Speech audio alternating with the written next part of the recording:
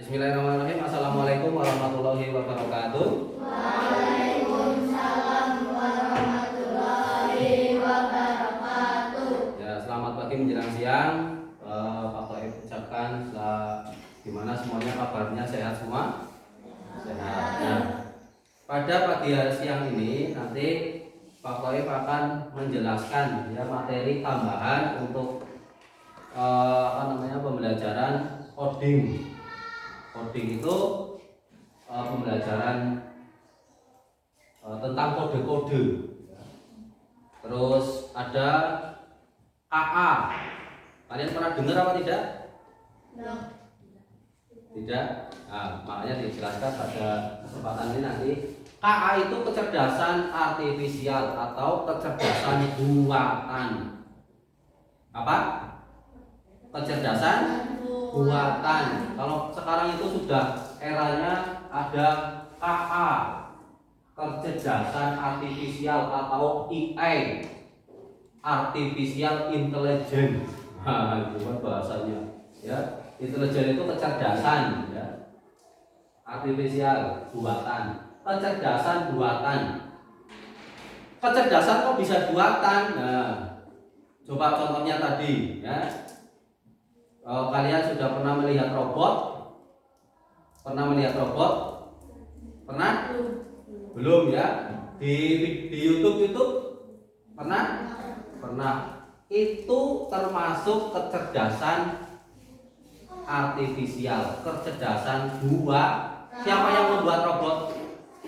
Manusia. Tugasnya adalah menggantikan kita sebagai manusia untuk mengerjakan sesuatu. Di luar negeri yang namanya robot itu sudah hebat-hebat, pinter-pinter bisa menggantikan kita sebagai pekerja. Contohnya kalau misalkan parkir itu sudah digantikan robot. Ya, parkir otomatis masuk. Bukan manusia lagi, sudah robot. Juga bisa dengan kendaraan, transportasi mobil itu juga bisa. Dengan kecerdasan artifisial, kecerdasan buatan itu mobil dibuat canggih. Terus ini yang Pak Toib sampaikan di luar sana yang tingkatannya kecerdasannya luar biasa. Nah, di lingkungan kalian pernah melihat mesin-mesin elektronik apapun yang kamu lihat di rumah itu ada yang namanya kecerdasan buatan. Contohnya apa? Kamu bisa yang sekarang lagi sering kita pakai di rumah, ada yang tahu? Contohnya, kamu makan nasi dari mana? Bisa makan nasi dari apa? Magicom. Punya semua? Punya, ya. Semua punya Magicom. Kok bisa? Beras yang tadinya belum matang dimasukkan ke dalam Magicom tiba-tiba matang. Bagaimana? Siapa yang membuat? Manusia. Cerdas apa tidak? Kamu ada beras terus dimasukkan ke mulut, matang apa ora? Tidak matang, malahan tambah mentah, ya. Nah, itu contoh kecerdasan. Selain itu ada misalkan blender. Kamu masukkan buah, pejet, terus jadi. Nah, itu nanti kita akan mengulas itu tentang kecerdasan artifisial. Apa itu tadi kecerdasan artifisial? Kecerdasan buatan. Perhatikan, kecerdasan buatan ada dua. Yang pertama itu mesin cerdas dan tidak cerdas.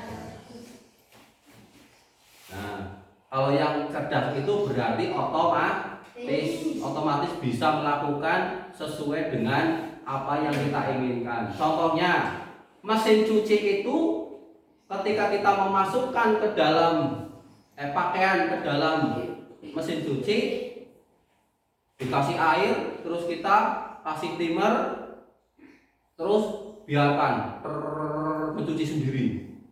Setelah mencuci sendiri, kita dipindahkan sendiri, otomatis pindah sendiri, terus kering. Itu namanya mesin cerdas. Ada yang tidak cerdas mesinnya, yang tidak otomatis. Nah itu nanti kita di lain waktu.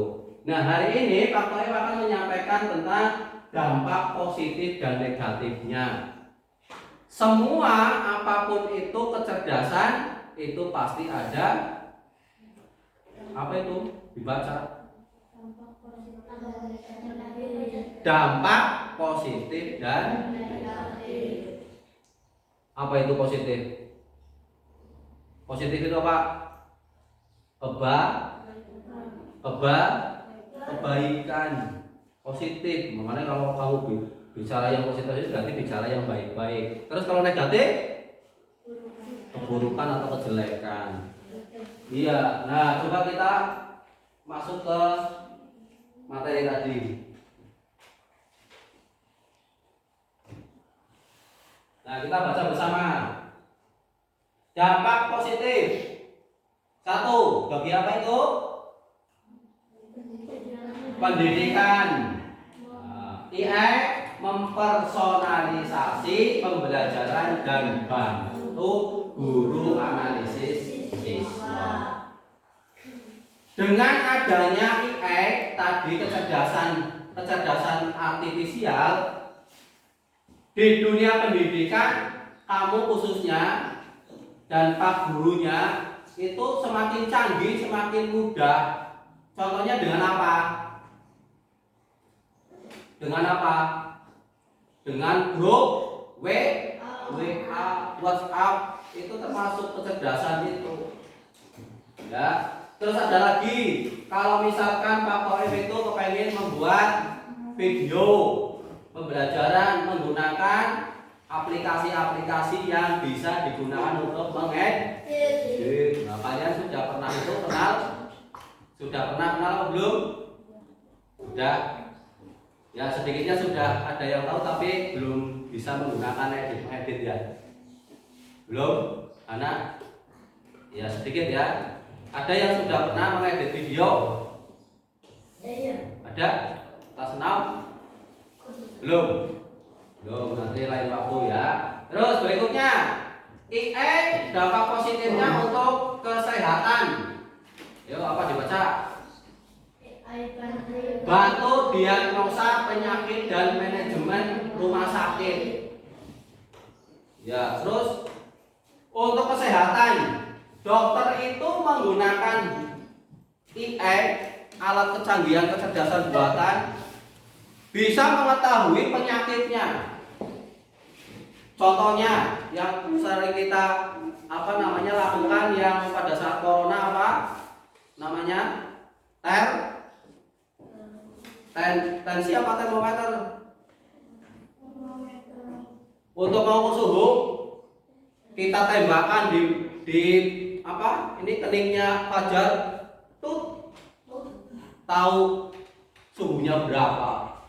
Kalau yang manual yang tidak otomatis dijepit nang kelek. Ya, yang manual terus dimasukkan ke mulut.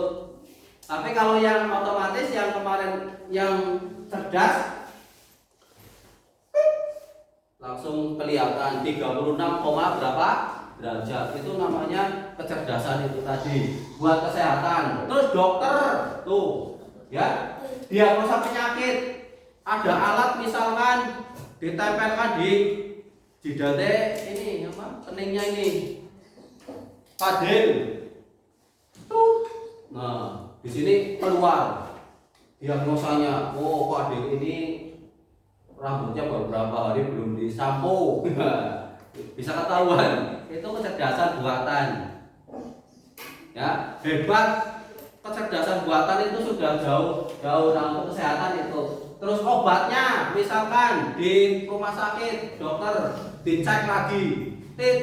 Oh ini kena asam urat. Terus ini kena panas. Nah, ini kena apa lagi? Penyakit apa lagi? Misalkan, penyakitnya A, obatnya ini sekian-sekian, itu dokter seperti itu.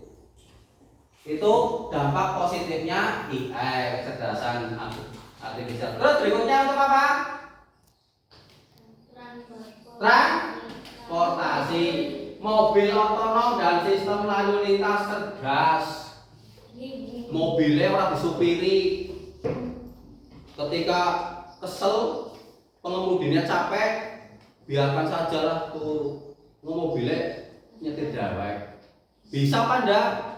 Bisa, karena kecerdasan itu ada sensor, ada apa. Ketika mau ada sesuatu di depan, ada instruksinya, itu kecerdasan, mobilnya canggih. Nah, itu transportasi. Lalu lintas, misalkan kita jalan, di sana ada lampu merah hijau yang sudah dipakai AI-nya, nanti bisa ketahuan. Rekam wajah kita, misalkan mana tidak pakai helm, nah, itu nanti di sana suaranya langsung namanya merekam. Mana kan sudah punya KTP misalkan kan, KTP kan satu Indonesia. Nah, itu bisa langsung mengetahui Airin tidak pakai helm, langsung tahu itu dari lalu lintas itu, sistem cerdas. Industri otomatisasi produksi dan analisis perilaku pelanggan. Nah, industri otomatisasi produksi dengan alat-alat yang canggih dibuat kecerdasan itu dengan membuat produk yang banyak, misalkan roti. Roti kalau yang manual di rumah dikocok, sampai keringetan, malah jatuh ke apa. Tapi kalau yang sudah dengan pabrik produksi yang besar menggunakan AI, ada tepung masuk satu wadah, dimasukkan lagi gula, dimasukkan lagi komposisinya apa saja, ragi. Nah, itu nanti dikubur jadi satu, otomatis dengan timer sekian jam, terus nanti keluar ke sini, terus jadi roti langsung dibungkus. Itu namanya mesin cerdas. Nah, berikutnya transportasi industri, terus keamanan. Untuk keamanan deteksi penipuan, kamu dengan AI, dengan alat yang tadi itu, dengan bermacam-macam aplikasi, itu bisa mendeteksi penipuan atau sistem pengawasan cerdas. Contohnya HP, ya. Dengan HP kamu ada yang dengan kunci otomatis, tapi dengan wajah ada dengan apa lagi? Sidik jari. Pola. Nah, itu termasuk itu kecerdasan buatan yang digunakan untuk keamanan sistem Android atau sistem HP. Kalau saya pegang HP-nya Hana, dengan wajah saya rekam, dia tidak akan mengenali, tidak akan bisa buka. Tapi kalau wajahnya Hana, mengenali. Terus misal pakai pinjam HP-nya Raja, buka kuncinya pakai wajahnya Raja, saya pakai rekam, AI-nya nggak mau, ala itunya nggak mau, HP-nya nggak mau buka. Kalau bisa ngomong ya, kamu bukan raja, ya memang wajahnya bukan raja sih. Tapi kalau sudah diadakan ke mukanya raja, pasti akan bisa buka. Terus berikutnya, itu keamanan untuk AI ya. Lingkungan, pemantauan iklim, pertanian dan wilayah. Ayo. Nah, di bawah itu. Lingkungan, pemantauan iklim. Kalau ada mau gempa, dengan siapa yang bisa menangani ini? BMKG. Itu tahu ada mau terjadi gempa di sana, dengan getaran, ada gunung meletus di sana dengan getaran itu menggunakan IE. Nanti lebih canggih lagi, naik alatnya, seret, tahu. Jadi nanti jam berapa akan meletus bumi, itu tahu. Apa? Apa? Negatif. Nah, dampak negatifnya tadi positifnya membantu semua pekerjaan. Negatifnya adalah pengangguran, ya, karena robot menggantikan pekerjaan manusia. Sing tadinya kerja di parkir, tukang parkir digantikan robot. Terus di perusahaan membuat roti, robot semua, manusianya pada menganggur. Nah, itu dampak negatifnya. Kedua, ketergantungan menurunkan kemampuan berpikir manusia. Kamu kalau sudah ketergantungan dengan mesin tadi AI itu, termasuk kayak Pak Koy sebutkan, pada males untuk apa? Melakukan sesuatu karena sudah ada yang menggantikan. Contohnya HP yang kamu punya dengan aplikasi WhatsApp,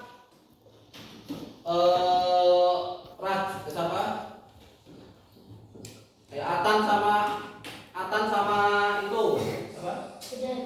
Raja bahasa. Fajar. Dampak negatifnya itu tadi ketergantungan, sedikit-sedikit WA. Atan main yuk, main dengan menggunakan HP. Tidak, kalau dulu itu kan ke rumahnya Atan, nggak ada HP sih, yuk main bal-balan, main sepak bola. Nah, itu ketergantungan. Jadi negatifnya adalah menurunkan kemampuan berpikir manusia, males jadinya. Apalagi kalau yang sudah sering main game, suka game, itu bikin males. Apa-apa kepengen download game, ya ada yang di sini suka game. Wah, kecanduan, jangan sampai kecanduan. Ya, ada waktunya sedikit saja. Kalau diperintah orang tua ya manut. Aja sesuai dengan HP. Jangan lama-lama main HP. Ya, paham ya? Terus berikutnya, negatifnya adalah privasi, resiko pelanggaran data pribadi. Gampang kamu deteksi. Kalau tadi bisa buat keamanan, yang sekarang bisa mencuri data kalian. Namanya siapa? Wawa itu lahir di Lampung. Ane, saya ngetik Ane itu udah tahu lahirnya berapa, rumahnya di mana, kesukaannya apa. Airin ternyata suka begadang jam 12, tahu. Mutia ini kalau jam 7 melihat film Filipin, nah itu ketahuan. Atan kalau jam 7 ini ke musola, ke masjid, sholawatan, nah itu tahu. Itu IE. Nah, itu bisa mana tadi privasi, resiko pelanggaran data, semuanya terdeteksi. Itu negatifnya. Berikutnya diskriminasi. Nah, bias dalam algoritma IE. Ada istilah bias ya dalam algoritma yang tidak struktur, tidak berkelanjutan. Algoritma itu sistematis. Tidak sistematis. Kalau kamu sudah menggunakan IE itu kamu kadang males-malesan, tidak sepenuhnya. Lah sudah ada itu aja enak. Misalkan harus hari ini kita pergi, tapi karena ada menggantungkan IE tadi, akhirnya kita tidak sistematis, tidak sesuai dengan apa yang kita rencanakan. Itu biasanya seperti itu. Terus berikutnya penyalahgunaan, defek senjata IE dan penipuan canggih. Yang sering kita sekarang itu tahu perang. Tahu perang? Mana perangnya? Apa? Yang sekarang dunia perang dulu. Palestina dengan apa? Perangnya itu menggunakan IE. Ini jarak sekian alat bomnya itu mengejar namanya Fajar karena di Israel. Saya ketik Fajar ala kira-kira 30 meter atau 30 kilometer. Dan langsung ngejar namanya Fajar mana. Kalau ada Davin di sebelahnya nggak mungkin kena. Aku golek Davin. Namanya itu peluru kendali jarak jauh. Yang namanya Fajar sudah ada gambaran kayak tembok.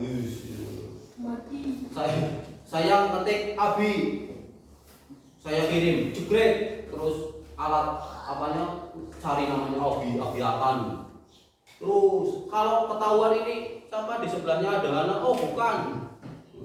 Nah itu si siapa? Abi. Kalau sudah tertek Abi. Siapa yang sudah pernah lihat film apa? Transformer? Iya, udah ya. Itu kan sama.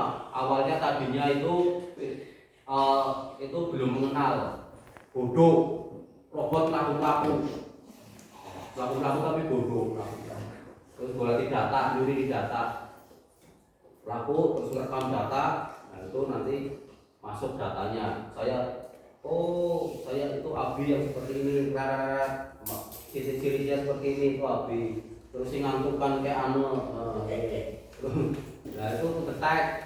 Terus raja yang kira-kira badannya segini ya. Terus Fajar yang fase mukanya seperti itu, warna kulitnya seperti itu. Nah itu sudah kelihatan. Ya itu kita lihat sebenarnya videonya terlebih dahulu ya.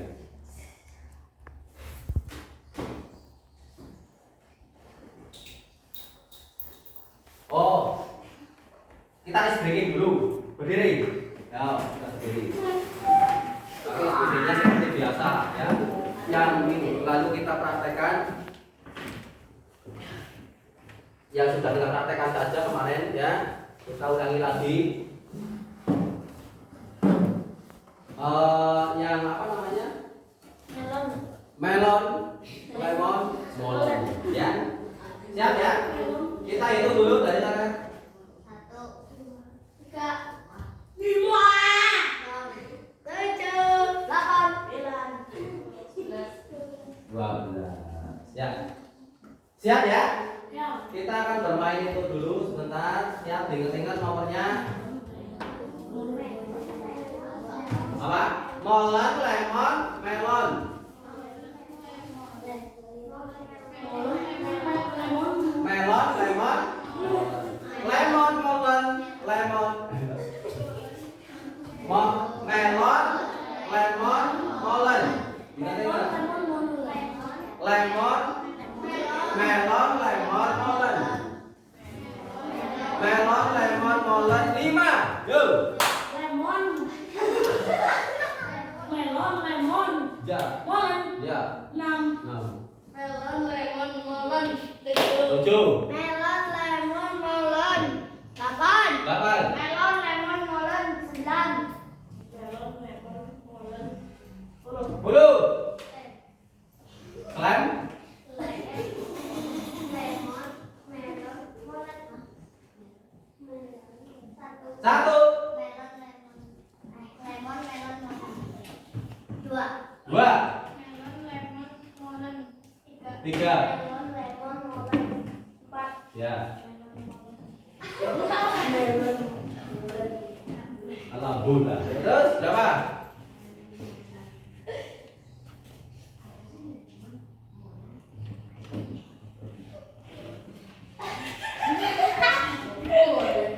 Ya. Berapa? Langsung. Berapa? 5. Lemon. Melon, lemon, molen. 7. 7. Ya. Cukup. Nah, duduk lagi. Ya. Malam pula apa kalian? Ya, itu ya. Kita stretching dulu untuk apa?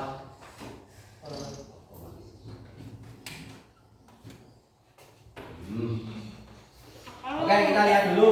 Belum ini kita lihat videonya ya yang tadi kita bersama. Sama mereka. Simpelnya banget, AI adalah program yang didesain untuk berpikir dan ngambil tindakan kayak manusia. Mereka bahkan bisa belajar sendiri lewat latihan yang dikasih programmernya biar bisa diajak ngobrol, ngolah informasi, sampai punya kesadaran selaku anak bayi. Dan fitur-fitur keren inilah yang bikin CEO Tesla sampai prediksi kalau AI bisa lebih pintar dari manusia. Yang sebenarnya ini juga bisa jadi tanda bahaya, seperti yang pernah dibilang oleh sang perumus. Ternyata enggak juga jadi pesaing kita di pekerjaan. Dan kalau kita merasa kerjaan kasar yang terancam dan yang industri kreatif itu aman, coba pikir lagi deh. Karena sekarang udah ada program yang bisa bikin gambar apapun sesuai instruksi dalam hitungan detik. Dia yang bisa bikin lagu tanpa perlu les musik, atau sampai program yang bukan cuma bisa bikin caption dengan instan, tapi juga bisa nulis buku dalam 24 jam. Jadi, apakah para desainer, musisi, sampai penulis juga akan segera digusur oleh AI? Ya, AI emang bisa jadi pesaing manusia, tapi bukan berarti kita akan langsung kehilangan pekerjaan gitu aja. Karena ibarat obeng atau kalkulator, AI juga alat yang diciptain untuk membantu kita. Biar pekerjaan kita lebih cepat selesai, gak makan banyak tenaga, dan menghasilkan lebih banyak barang. Dan walaupun AI udah berkembang pesat, mereka juga tentunya belum bisa nyaingin kreativitas kita, apalagi rasa simpati dan empati. Bakat-bakat inilah yang harus dilatih sama generasi muda biar bisa jalan beriringan dengan perkembangan teknologi. Dan topik ini juga lah yang jadi satu bahasan penting yang didiskusiin sama para pemimpin dunia di G20 tahun ini. Salah satunya lewat diskusi pemuda negara-negara G20, yaitu Y20, yang fokus meningkatkan skill dan literasi pekerja di bidang digital sampai kebahasannya orang muda buat mikirin cara beradaptasi dari tantangan derasnya laju perkembangan teknologi. Hasil diskusi yang udah dilakuin bulan-bulan ini akan diserahkan dalam bentuk rekomendasi yang fokus ke 4 isu prioritas. 2 diantaranya tadi membahas tentang ketenagakerjaan pemuda dan transformasi digital. Dokumen ini nantinya akan dibawa oleh Pak Presiden Jokowi untuk didiskusikan lebih lanjut dalam Forum G20 di Bali pada November 2022 yang harapannya nanti hasilnya bisa dirasain sama seluruh warga negara-negara G20 lainnya.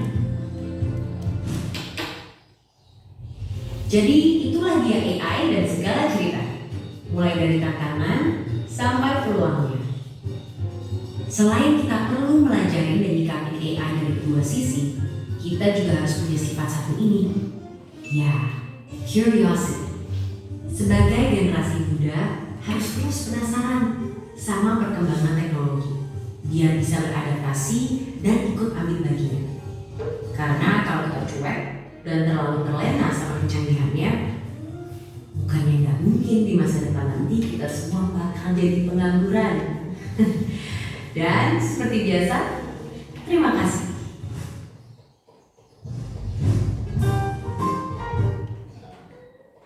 Tuh, ya. Tahun berapa tadi? 2050. 2050. Sekarang 2000 berapa? 2025. Berapa tahun lagi? 25 tahun kamu sudah seperti apa? Kalian sudah seperti apa 25 tahun ke depan? Sekarang umurnya berapa? 11 tahun ditambah 25 berapa?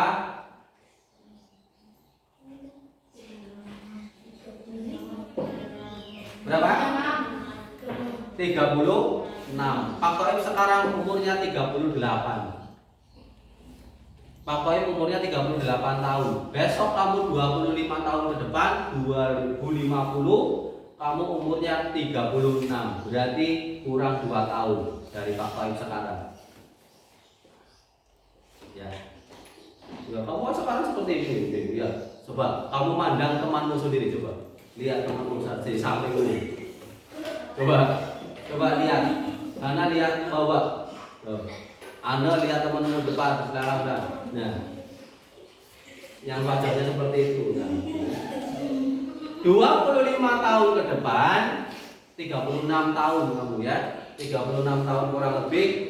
Nah, pakai sekarang 37 ya, 38 tahun. Berarti kalau kayak Pak Toib berarti Pak Toib punya anak dua. Sudah punya anak dua. Nah, itu masa depan yang kita harus persiapkan. Harus tahu dampak positif dan negatifnya AI, kecerdasan artifisial. Maju ke sana, maju perkembangannya semakin canggih. Ya. Itu coba terakhir untuk materi ini ya. Nanti kelompok ini 5 menit saja. 5 menit. Nah ini. Ayo. Ya ini berdua. Nah, kamu berdua. Ya. Coba kalian tulis di situ satu kelompok menyebutkan dampak negatifnya di rumah, positifnya IE tadi, kecerdasan. Atau yang lebih mudah saja, kamu menyebutkan mesin cerdas dan tidak cerdasnya di rumah apa saja coba. Satu, minimal 5. Yang mesin cerdas 5, yang mesin tidak cerdas 5. Yuk, kelompok sekarang justru menghadap. Mari, silakan 5 menit mulai sekarang. Contohnya tadi kalau mesin cerdas apa?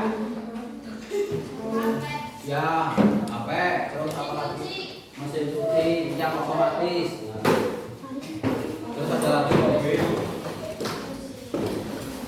Terus dunia kesehatan contohnya apa?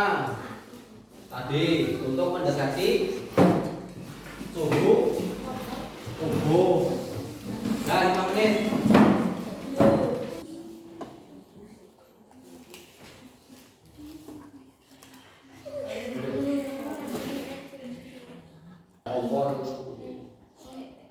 Blender. Oh, blender.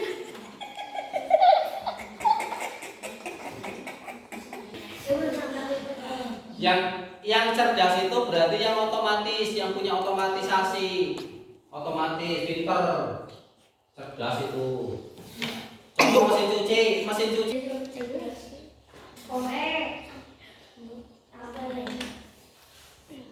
Udah. Ya. Ini kumpulkan. Ini, nggak apa-apa. Sudah waktunya sudah habis kumpulkan. Nah, udah balik badan sini. Ya, itu kalian sudah menulis memberi tugas tentang mesin cerdas dan tidak cerdas. Nah, itu semua adalah kecerdasan buatan atau kecerdasan artifisial. Nah, itu dari Pak Toib. Coba saya tanya lagi, apa itu KA? Artifisial atau kecerdasan buatan. Di dalam kecerdasan buatan ada mesin cerdas dan mesin tidak cerdas. Nah, itu kita sambung lagi di lain waktu ya. Mudah-mudahan nanti kita masuk ke pembelajaran materi berikutnya. Ini materinya apa ini? Dampak positif dan negatif kecerdasan artifisial. Itu dari Pak Toib. Mohon maaf kurang lebihnya. Pak Toib akhiri. Wabillahi taufiq. Assalamualaikum warahmatullahi wabarakatuh.